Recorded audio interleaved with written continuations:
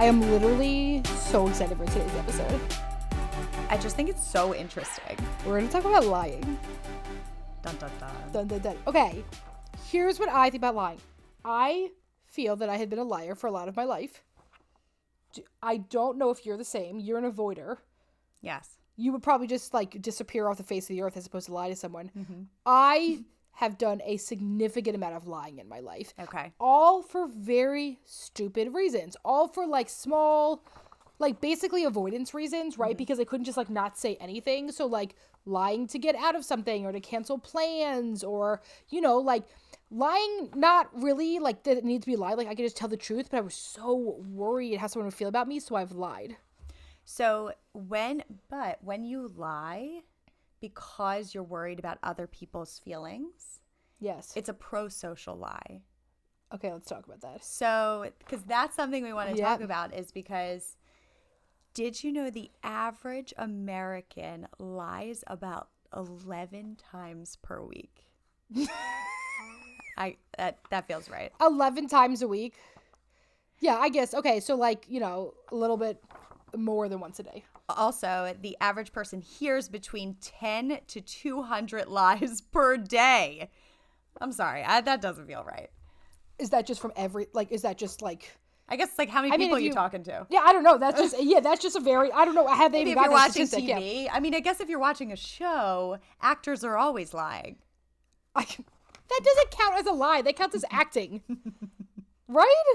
Okay, so well-intended falsehoods are prosocial lies, which differ from antisocial lies, which are told for personal gain, right? So one is when you're thinking about other people. The other is when you're just thinking about yourself. Okay. And I think a lot of those lies kind of fall somewhere in between. Yeah, I think you're probably right? And I think one of the things is like we say to ourselves like, well, why does it matter? Why does it matter that I lied? Why does it matter that I faked the orgasm? And a lot of it has to do with like, is it then become a betrayal towards yourself? Right? That you feel like you can't simply say the truth. And I think that this is a really big thing women do in relationships. Yes. Well, I think there's a piece of it that's like conflict avoidance. Yes. Right? And I love your parents.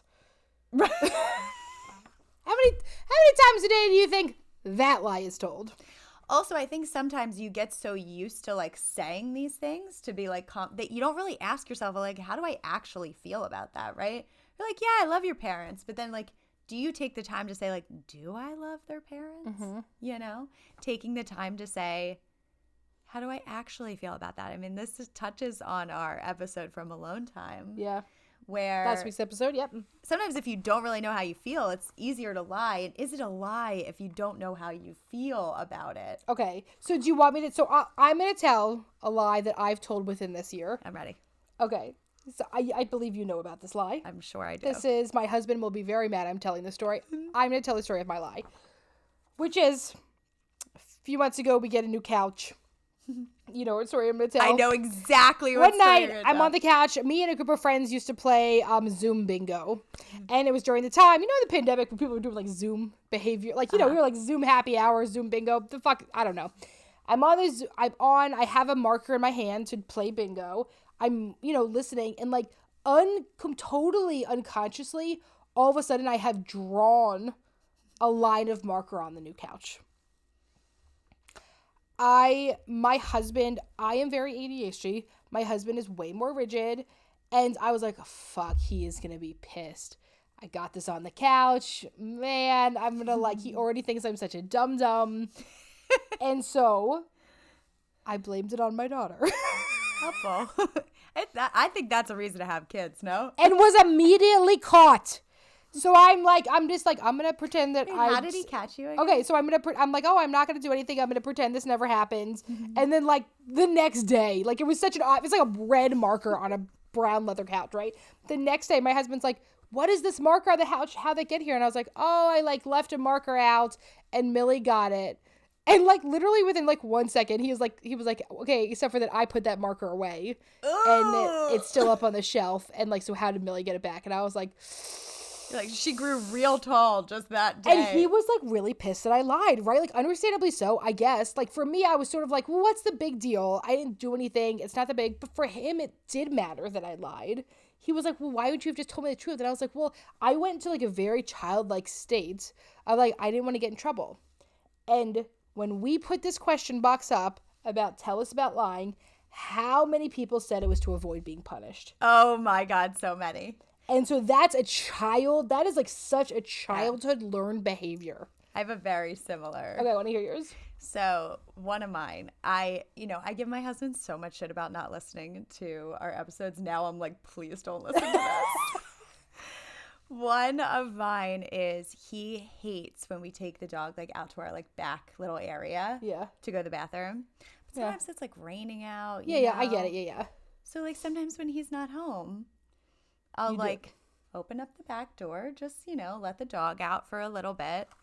So the problem with that is the dog then shits and there's your evidence? No, I'll pick that up if that happens. Don't you worry. I'm sneaky with that. The problem with that is the dog has now learned that it goes out that door. So sometimes when we're eating, sometimes when we're eating dinner, he'll start scratching at that door. I'm like, so weird that he just like, so weird that he's scratching at that door. He never goes out that way. Yeah. And so what has happened? Has Bill ever called you out? Well, sometimes also our house makes a noise when you go out certain doors, right? So like it'll be like the back door opened, it'll like say the front door's open, the back door's open. One time he was all the way What's your courtesy system you use? ADT. Pretty good. That is very cool. Okay. I know. So he was all the way upstairs and I was like, I don't think I'll hear this. And it was like, open back door. And I was like, and he was exposed. Like, Jen, are you taking Louis out the back? I was like, no. So, by the way, I'm still deep in the lie. Haven't got caught. I mean, he probably knows. He knows. I can also bet money that he does the same thing. Probably. Okay, but it's interesting, right? How many lies do we say in our relationships the person knows? Oh, I have a really bad headache tonight. I can't meet you out for dinner with the girls, right? Like, I just wonder, like, sometimes in relationships, like, how much we actually know the other person's lying, and we just, like, let it happen, right? And I'm not saying, once again, none of this is wrong or right. Like, it's just interesting human behavior. It's human nature. Yes. And sometimes, okay, if I immediately come out with a lie, I feel very guilty about lying. And so I'm like, I should just tell him the truth. And sometimes I'll be like, no, I'm just kidding. I haven't done that yet. Or like, I haven't. You say, I'm just kidding. I'm just kidding. Like it was a joke? I wasn't kidding, though. It wasn't.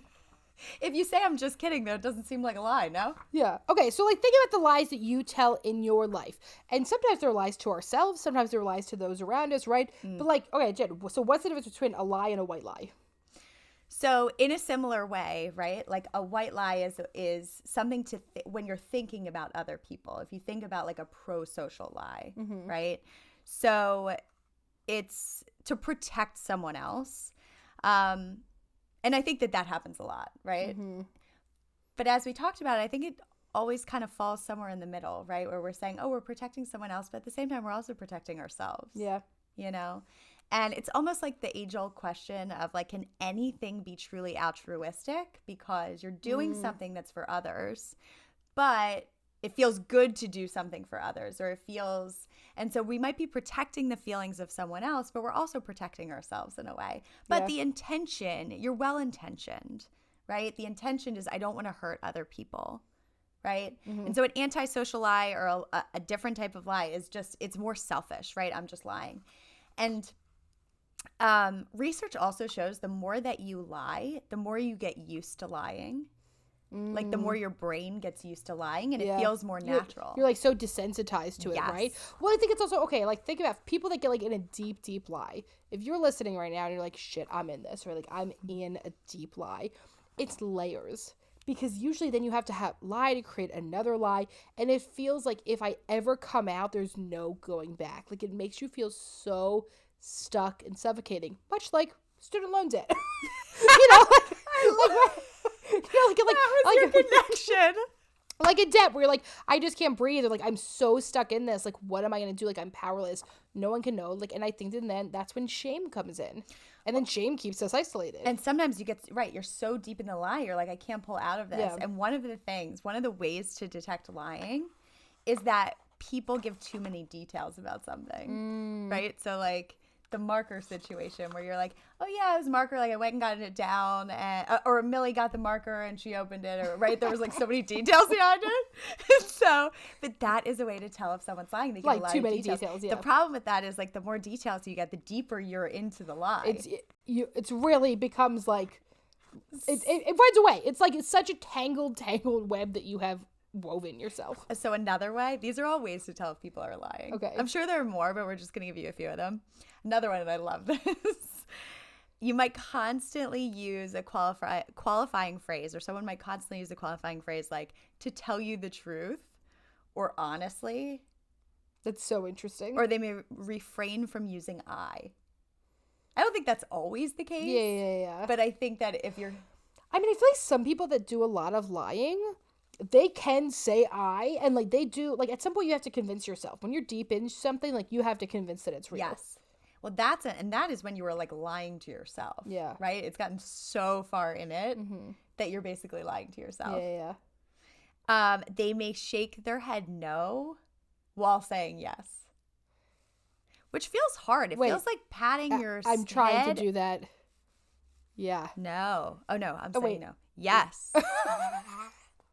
Right? Yes. My head's like, I'm turning into a bobblehead. That's interesting. I know. Okay. They could also parrot back the question they're asked to stall for time as they come up with a story. Oh, that's interesting. That feels very... That feels like something I would do.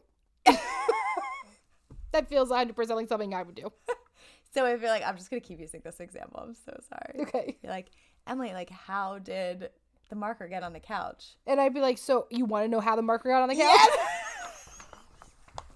Like, just like that is 100% something I would do. What you're asking me is how the marker got on the couch, right? like yeah, I would do that. That's exactly what I would say. Okay, there's another one. They may even cry as a way to garner sympathy from the person they're lying to. Oh. That feels very relevant in like a cheating situation. Well, and you know what I was also thinking about is like also like we had conversations about like white women and like the weaponization of tears. Yes. And like this feels very similar to that. Yeah.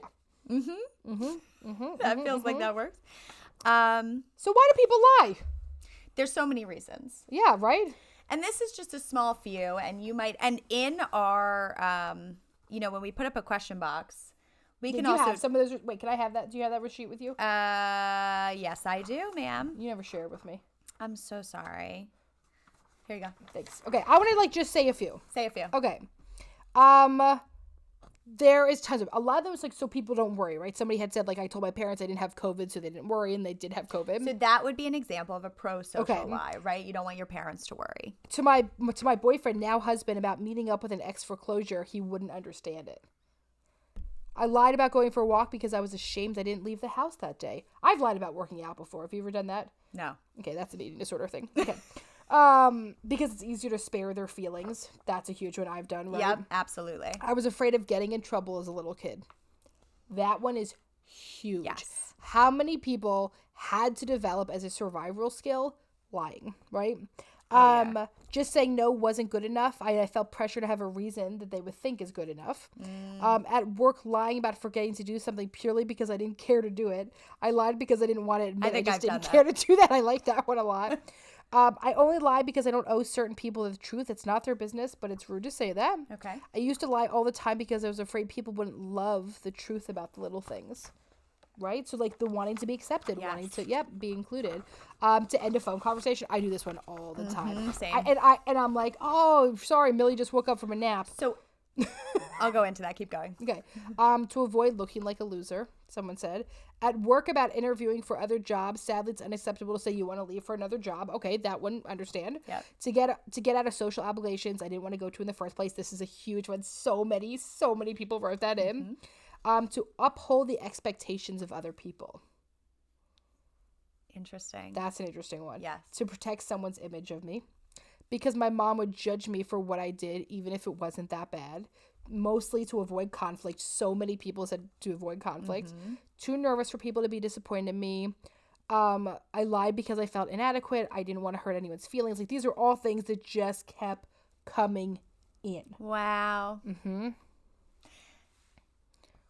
The thing that's sticking out is like protecting yourself. Yeah. Right? There's a lot of like, I lie to protect myself from either real or imagined judgment, right? Like the possibility of some sort of judgment. And so I think that that's a huge one. I think a lot of us do, is to protect ourselves, especially if it was something that you very much used in childhood. Yes. For example, this is not a good example, but I'll still say it because it's definitely, I remember I was 5 years old and I peed my pants. And the teacher came up to me and she was like, Jen, did you pee your pants? And I was like, Nope. no, it's apple juice. I spilled apple juice on myself. Did you even have apple juice? No, God. I bet teachers get the funniest shit. They like probably that, get the funniest, but in the moment, right, I'm avoiding or trying to protect myself from some sort of embarrassment. Even though looking back, 5-year-old pees their pants all the time. Totally normal. All the time. But the teacher just said okay and said, like, the teacher didn't shame me about it. Yeah. The teacher definitely knew I was lying. Definitely. 100%. I think kids do this a lot to avoid some sort of embarrassment, to avoid shame in some way, to get out of things. Well, and I think that's what happened about the couch, man. I was like, oh, fuck, I'm going to get in trouble for this. Yeah. I also, like, I feel bad that I'm, like, I often think, like, it must be very difficult for my husband to be married to me. I have very, very bad ADHD. It is hard. I understand, like, we're very different. He is so much more... He also grew up in a house where there was just, like, less money. So, like, stuff was, like, you didn't not take care of your stuff. Right. You didn't get an extra one, right? Like, there was no, like, you don't fuck up material items because, like, you can't afford a ton of different rules. Yes, exactly. So there was just, like, different rules about different stuff like that. And, like, I was, like, embarrassed. Like, I also felt like, oh, my God, like, you're so dumb. How did you just get a marker on this couch? You're being hard on yourself. Yes, right? Like, and so, like, I do think that there is a part that this leads back to self-compassion about, is there lack of self-compassion that leads to lying? Oh, yeah. Right? If you're already being hard on yourself, you don't want someone else to be hard on you. I can promise you, I do enough of that for everyone. Right? So it's protective, right? Yes. If you're already being hard on yourself, you're protecting yourself in some way. Wait, you said something in there that made me think about something. Something. I said something in there that made you think about something. Oh, wow. Ending a phone conversation. I think this is a big one because I really try to practice now just being like, okay, I got to go. Yeah. Right? That's not a lie. Yes. I got to go. And also there's some people who it's easier to get off the phone with than others. Right? Oh we could just be like, I got to go. Sometimes we'll just sit on the phone and talk about literally nothing. Half the time the call gets dropped, we just don't call back. Yeah. If I'm being honest. And to my brother, I can just be like, all right, I'm hanging up the phone. I don't feel like talking anymore. Like I literally will just say I don't feel like talking anymore. Yeah. And I've started to try to do that with friends. Like, oh, I got to go. I have to. I feel like it's hard to do with friends. I agree. I think it's harder to do with friends. I can do that no problem with like family and stuff like that, but friends, I find that a little bit more difficult too. So, and one of the reasons why I think it's so good we talk about this is because everyone lies. I know, right? So like let's stop the shame. Like, can we have this is going to be our NJ podcast, our no judgment podcast, which beautiful. It is that like you lie, I lie, we have all lied. Let's be okay with this. Right. But I think what people get caught up on is the magnitude. I also think there's a part of like moral elitism where like people think like, oh, like they're a liar, I'm better than them, or I don't do that. But like bullshit, like we all lie in different ways. But I think people get caught up like when does it become pathological? Oh yeah. Especially when we talk about the topic of affairs. People get very reactive about this. So once again, I think something to ask yourself is what's the reason why I'm lying, right? And I think because there's so much shame around lying, right? There's just a lot of shame around it. Just as you said, this moral elitism, right? Like, oh, I'm better, that you just lied. I caught you in a lie. Like, shame on you. Where if we can look at it from a non-judgmental way and say, listen, it is part of just human behavior to lie. Because we're protecting ourselves. It's like anything else. It's like getting defensive. It's like anything we do. It is. I mean, my daughter is 3 and fucking lies. Exactly. So like I've caught her in multiple. Exactly. lies. It is part, and that's the thing. When you can see it in children, it's very clearly part of human behavior, right? And so I think to be able to drop the judgment on yourself and on others, where you can say, and you can take time to ask yourself and reflect on, well, why did I lie just then? Or like, what made me lie? Because sometimes it happens so quickly that you don't even know you're doing it. You know what I mean? Like, oh yeah, I took the dog out front, you know, like just happening so fast, right? And so even if you can take time after that to say, well, why did I lie? Like, why did I pretend like I had something to do to get off the phone instead just say like, okay, I gotta go. You know, like what was hard about that for me? I'll start to like get curious about the reasons why you might be lying in certain situations. And I also think just first noticing that you're lying, like sometimes we don't even notice it. And, you know, to ask yourself questions around it, because there are times in which, right, it's prosocial, and then there's times in which it's pathological. Okay. And the times in which it's, because that can come too with certain personality disorders. And there could be ways that lying could be pathological. It can really hurt you in your relationships. And so deciphering between those two. Okay. So let's go through like, why do people lie? Because you found a very good article on this. Number one, to avoid being punished. These aren't in any specific order. Yeah. I'm just numbering Okay. them. I think this has got to be the most common one, right? Agreed. The most common one I hear. And it's interesting because I think part of this goes to like how we're treated as children, that we're like scolded and we're treated like very small, right? Like as if children are not people too. Right. And like don't deserve the same amount of respect. Like I feel like when you get scolded, whether that's from a parent or a boss or a friend, like I don't think adults should scold other adults. I would agree with you. Right? Like I would say that's but like probably our true. concern is that they're Someone's going to scold us in some way. Yes. So, and it, I think it often happens too, like if you grow up in a very strict household. Yeah. So like my husband, for example, grew up in a very strict environment. You know, like the only way for him to have some sort of like social life outside of the home was to lie. Yeah, that was it. Right? So like there was so much survival in that. Yes. And there's so much, it is a learned mechanism to be able to say, you know, like I have to lie in order to get out of the house. I have to lie in order to have some sort of like social life or connection in other ways. And so like, and sometimes this pops up in our relationship, not that he lies, but he'll ask me, he'll be like, hey, do you mind if I like go out and do like this and this And night? you're like, please. I'm like, go for it. I'm like, you don't Yes. have to ask me, just go. Enjoy yourself.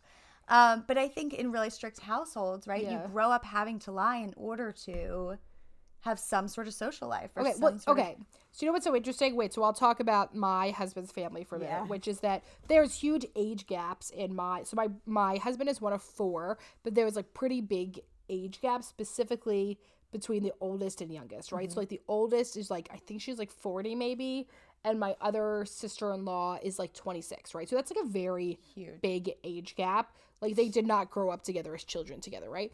And because there's specifically this really big age gap between the youngest sister and everyone else, everyone acts incredibly parental to her, right? And so like even we were just driving, and all this stuff is like right on because like right after the holidays, right? We're driving back home. They're talking about something with my sister-in-law, and like my brother-in-law is like saying something about like, well, I'm gonna call her, and I was like, you're not her fucking dad, dude. Yeah. Like, you know, like there is a part of like family dynamics that leads into this. If I was the youngest of a bunch of kids and everyone parented me, I probably feel like I was always getting in trouble. Right. Because how many parents should be involved here? And this goes into like, is there certain siblings that have been parentified versus like parents that are not because they're working or there's, you know, disability, there's something else going on within the home that I think can lead into all of this and makes it that it's just so natural for you to lie. It's very hard to stop, right? And I think that's like one of the things that a lot of people wrote in was like, sometimes I lie and like don't even realize why I'm doing it. Right. And it's just so immediate. It's happening so quickly. And I think, I mean, to go into that, another reason why people lie is to obtain a reward not otherwise readily available. Okay. Right? So like in that example, right, if you're like, okay, I can't go out and I have to lie in order to get that. Yeah. Right? Like I have to do this in order to get some sort of need met. To protect another person from being punished. Huge. To protect oneself from the threat of physical harm. And this is where we're going to go into this a little bit, that like there are times when it's necessary to lie. Yep. Survive. It doesn't matter. Safety first. That's Safety first. And sometimes it's necessary, and that's okay. Right. Oh, I like, because the example they talked about is like a child who's home alone telling a stranger at the door his father's asleep and come back later, right? I cannot tell you, this is when my husband travels and someone comes into, like, this is like a really big thing that happens in my neighborhood, where someone will be doing work, like taking down trees on a house 4 houses down, and then just like knock on every door to be like, hey, we're doing tree work in your neighborhood. Do you guys have anything, right? And every time, as a woman, I find myself saying like, oh, my husband's not here right now. You know what I mean? Just like as an avoidance, because like I'm in the house by myself. There's typically like me and my child, you know, like my dog is huge, but is the least helpful thing in the world. No, he's so friendly. You just like I'd be getting murdered, and Murphy'd be like, hey, can you rub my belly? How's it going? So, right? Like, you know, so like those are things. And I would used to do that when I lived alone in the city and I would get food delivered, is I would be like, hey, food's here. Oh, wow. Every time I would like do something. Yep. Out of fear. I understand that. Right? I very much understand that. Yeah. I mean, that happens. People will come to my house, ask if they can clean up some leaves. Yeah. And when my husband's home, I'll be like, yeah, no problem. And, you know, make sure we have cash. You know, we like to help people. Yeah, We're like in the area. But if he's not home, I'll be like, no, I don't have anything. Sorry, or, yeah. sorry, I yes, don't have I'm worried. anything. So to protect from the possible threat of physical harm. One time I remember I was driving, from Pittsburgh to Philadelphia by myself, and my car, something, I can't remember, I didn't run out of gas, but like my car started making noise, whatever. I pulled off the side of the road and a car pulled off behind me. And a guy was like, hey, like, are you okay? I like saw you were having trouble. And I was like, oh, I'm on the phone with my husband. I was not married. Right. You know what I mean? Like, none of this. And I was just like, I'm on the phone with my husband. Like, I was like scared, right? Like, I'm in the middle of nowhere. Mm-hmm. If you've ever driven from Pittsburgh, Pennsylvania, there ain't shit there. Nothing. And I'm on the side of the road, and I'm like, scary. oh, fuck. And, like, I was like, no, thank you. My husband is actually right around the corner. I'm Yeah. on the phone. He's coming right now. And the guy drove away. But, like, immediate lie. Yeah. And I have to say, just as a woman, you'd feel threatened all the time when you're by yourself. I mean, I do, yeah. You know, I do too. Yeah. And I think sometimes, you know, men might be really well-intentioned. Like, I really do want to help this woman. He could have been totally lovely. And never gave him the chance. I talk. Never gave him a chance to find out. I talked to my husband about this because he's a real estate agent, and he's like, sometimes I'm showing houses, but like you can tell that people just immediately feel a threat. Women just immediately feel a threat, and you do. And I was like, listen, you won't understand this, but you just immediately feel threatened, and you just have to protect yourself. So one time when I went to Penn State, big party school, a lot of like at night at Penn State, a lot of people are walking on the street, whatever. It's very normal. One night I'm walking, I'm drunk, guy's walking behind me, and I'm like, oh fuck, man, right? He's like, you know, probably like 20 steps back. He crosses over the side of the street and he yells, and he was like, hey, I'm just walking to West Halls behind you. I'm crossing the street so you don't feel scared. I know that my girlfriend has told me before that's the best thing to do. And I was like, oh my God. Like, it was like so nice and like very reasonable. And like, I think he could see that my body was tensed, my speed increased, you know, like he was like able to like sit and read nonverbals and did something to make me more comfortable. That's amazing. Mm-hmm. That really is amazing. And so you have to know if they're like, if you're a man and there's women walking around you and they're tensed up, like it's just a natural reaction that we have when we're by ourselves, right? Mm-hmm. We feel that things are threatening around us. Okay. To win the admiration of others is a reason people lie. That makes sense. That makes a lot of sense. Talk about social media. Very easy place to lie. I'm really happy people are now doing those TikToks or Reels where they're like, social media is a lie, and they'll go from doing their like altered picture to like what they really look like. Because I think it's really easy to lie on social media, and that's how you're very easily winning the admiration of others, right? The more likes or clicks you get. Yeah. And sometimes you feel like, okay, if I put this out there, even if it's not true. Mm-hmm. Okay, can I ask you one? Sure. I feel like every person I have seen that has ever published anything says that they are a best-selling author. 100%. Do you know what I'm talking about? Yes. Then I'm like, how is every person a best-selling author? What is their definition of a I best-selling don't know, but author, that's what I mean, the definition of everything, right? So like, what's lie versus what's good marketing? I don't know. I'm sure some wonderful PR person told them to write that. Right. So, but that's something to think about, right? To win the admiration of others. Sometimes if you put it out there and say, I'm a best-selling author, people are like, oh, I want to pick up a book from a best-selling author. Yeah. Right? Like, and is that okay? Is that a pro-social lie or is that an anti-social lie? Who knows? Who knows? Or is that a marketing tool? Who knows? To get out of an awkward situation. How many times have you done this one, Jen? A million. A million. Yeah, right? I think that is maybe another resolution of mine. To not lie? Yeah, to just kind of like the phone situation. To just be like, I gotta go. Yeah, I'm gonna leave here. Listen, right? I gotta go. Well, also when I, as an adult, when you make new friends, they like don't know you as well. Yeah. Right. So I try to be very honest with like new friends that I make about how good I am with texting and like my boundaries, because I just try to be very honest about like how horrible I am at texting back. Yeah. Right. I'm just like, listen, this is just kind of how I am. Mm-hmm. Because I think if you set expectations at the beginning, you don't necessarily have to lie. They're just like, no, that's true. Like, and so if you set those expectations in your relationship and if you're just like, and I think people appreciate it, right? If I'm on the phone with you and I'm just like, I gotta go. Yeah, I don't care. Of course. Bye. And no one cares. No. Well, that's not true. Some people do, right? And some people have had long experiences of people getting so like butthurt by like setting a boundary or doing that, which is how they've ended up lying. Some people love talking on the phone. That's true. Okay. But like I have friends that love talking on the phone and they know that I don't. Mm-hmm. And so if you're very honest about who you are, your friends are sticking around, I think it makes it a little bit easier. Keep okay, going. so awkward situation to avoid embarrassment, just like Jen's pee apple juice.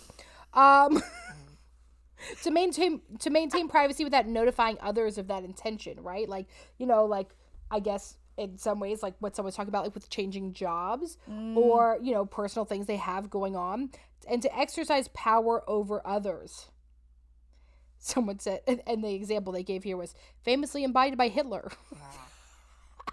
And this is arguably the most dangerous motivation for telling lies, to control other people. So let's get, what should we consider before telling a lie? I want you to first evaluate your intention. And this is what we talked about earlier. Mm-hmm. And sometimes lying happens so quickly, if you're used to it, that we don't give ourselves the time to say, what's the reason why I might be lying? And when you give yourself the time to say, like, what's the reason why I might be lying, you have the opportunity to dig into it a little bit and say, is this helpful for me, right? To ask yourself that question, is this helping me or is this not helping me? Yeah. Right? So evaluate your intention. Also consider the long-term consequences of your lying. Mm-hmm. So that's really important because sometimes, right? So a long-term consequence for me is that my dog now scratches at the door. It didn't work out well. Did not work out well. That is not something I evaluated beforehand. Like Pavlov's dog, they learn where they're going out. But there's no really long-term consequence about me lying about the marker. Was that what my husband held? I don't think he would have held it over her head. I basically was like, she's 2.5. She's not getting in trouble. Right. I am. It makes a lot of sense. Honestly, I think that's a reason to have kids, no? Yeah, that one's worth it.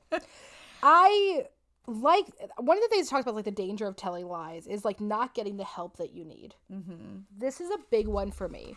When I have said I am fine for so long, everyone just assumes you're fine and you're strong and you don't need anything else. And that is a problem. So that's a perfect example of like a lie that we tell very frequently that I think a lot of people tell you. Like, oh, how are you doing? And you're like, I'm good. Like, I'm doing great. Are you? It's 2022. Are any of us good? Also, I think... Anyone been good since 2019? I haven't. Also, that answer is so, like... It's so complicated, right? Yes. You're not just good. Yeah. Right? You're probably a bunch of different things. But I think it's easier, right? To just say, I'm good, right? You're kind of avoiding that, it going deeper. You're protecting yourself in some way. But yeah, it keeps you from saying like, actually, I'm really struggling, right? Yeah. And for your friend to be able to say like, oh, like, let's talk about that. Yeah. Or do you need help with something? And listen, I want to also like be like, remind you all that like at no point, like we said, like this is NJ podcast, no judgment podcast, okay? So there are times that lying is your only option. If you're in an abusive situation, if you're in a dangerous situation, if someone is intoxicated, if something is for safety, fucking lie your ass off. Nobody get like anything that you need to do. And I think that lying, we have this idea, and like part of this I'm sure is like some type of, once again, like morality thing, that like I'm good or bad if I do this, but like it's so much more complicated than just good or bad. That's human. not what this is. You're just human. Everyone's human. Right? And so I think to take that away, to say, listen, everyone lies. Yeah. Just figure out what your intention is of lying. And am I being honest with myself? And one of the things that I think is really important is, you know, when you lie, and if you're frequently lying in your relationships, it keeps you from these opportunities to have more intimacy in your relationship. To really say, it's almost like when you first start dating someone, right? And you want them to like you, and so you might make up a few lies, you might exaggerate on certain things. The tough thing about that is that then they end up liking you for someone that you are not. That's a big problem. Keeps you from a level of intimacy and connection with someone when they really know the real you. Yeah. And just so you know, you can be loved for exactly who you are. Yeah. Even if your parents can do that way. And I think that's what the problem is I showed my family at a young age who I was, and that was not okay with them, right? Especially if we're sitting here talking about like gender or sexuality. Like there's some people that have actually been punished, right? That have been sent to conversion therapy, that have done really horrible things. And so the lying you've done is not making you a bad person. It's just needed to protect yourself. We figured it out from a very young biological way. We're just saying, check it out. What's working for you? What isn't? And how do I want to change that? Right. Is the lying that was once working for me still working in this situation? Yeah. Do you have a Dear Em and Jen? I do. Let's hear it. Give me like a Jeopardy. That's not Jeopardy. Close enough, though, no? It sounded more upbeat than Jeopardy. Jeopardy makes me sound like the timer is a ticking. Right. I know. It puts a little too much pressure on the situation. And then I have to end up lying. Ooh. Okay. Dear Em and Jen, I have no idea if this fits, so bear with me. My best friend across the country just started dating a new guy. I've been getting really weird vibes. Ooh. Our other friend and her fiance met the new guy and really didn't vibe with him. His social media presence is very off, and I just have a weird feeling. Do I leave it be and let my friend figure it out, or do I say something? Do you lie or not? Do you lie or not? Right? This is a bigger question, I think. Okay, so part of this is personality. You would obviously leave it be. Would you not? I'm so sorry, I made an assumption, first of all. No. So my mind goes in multiple directions, and I'll tell you why. I have more questions for this person. Because I think we need a phone line. If my friend, if there was some sort of like threat of safety in some way, like there's a difference between me just not vibing with someone's partner and that being just about like a personality difference, than me thinking that my friend might be in like an abusive relationship, or my friend might be, there's a threat to their safety in some way. I think so. There's so many times where you're not going to vibe with your friends' partners, and that's okay. But, I'm thinking for me, I would, if there was some sort of threat to the safety, if their personality changed dramatically and I saw it coming out, I might bring something up over time. Yeah, I think I would too. I mean, I would probably bring something up because it's me. Like no matter what. And I simply can't help myself. But I think I'd bring it up in a way of, once again, like this idea of the compassion and curiosity of like, what's working for you in this relationship? Tell me about how he treats you. How's your relationship with his friends and family, or is he a loner? You know what I mean? Like, I think I would ask. Yeah, I would ask more information, and also I would genuinely want to know if this person's okay, right? Like, maybe she just likes like a total weirdo, and like fucking let that freak flag fry and like fry, and like right, like go for it. Like, there's nothing wrong with that. But I would want to know, and I would also say like, hey, like if either of us were in an unsafe situation, how would we let the other person know, and how would we know? Right. And that's like an ongoing conversation that requires directness and honesty and not avoiding, right? And it doesn't mean you have to be like, I don't fucking like your boyfriend, but there's a way that you can do this that is loving and caring. But if your friend has already dealt with it from other people being accusatory, they might be on guard and then lie, right? And I think I love what you said, that you're, because you're having also a one-on-one conversation with them. And I think, you know, when we care about our friends, but sometimes when we don't want to address things directly, we talk to other friends about it, right? We'll say like, oh, well, what do you think about him? Or we'll check out their social media. And so I love what you're saying about having this like one-on-one conversation to be like, oh, how is it going with you and this guy? Yeah. You know, like you're directly addressing it with your friend.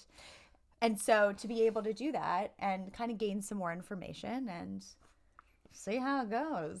So, hey, if you like this episode or you want to lie about it, feel free to send it to a friend. If you didn't like this episode and you want to lie and rate 5 stars, we please support you. We ask you to rate, review, subscribe, follow on Apple Podcasts, and also review also now on Spotify. We can't thank you enough for being here. We will see you all next week in the year 2022. Here we are. We're doing it. And don't ever forget that to grow yourself, you got to know yourself.